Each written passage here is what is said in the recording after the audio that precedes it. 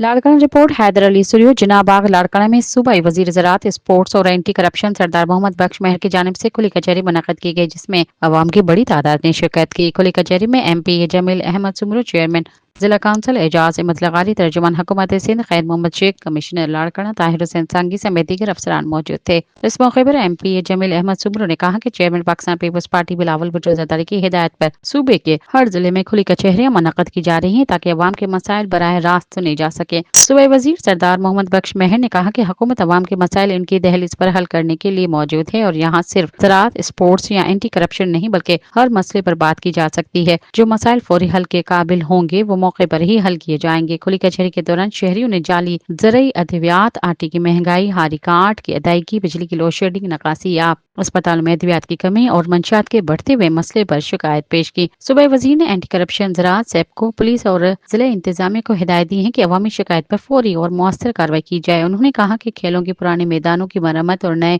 Grounds की तामीर के साथ यूनियन काउंसिल सतह पर क्रिकेट टूर्नामेंट्स के लिए भी ताउन फराहम किया जाएगा।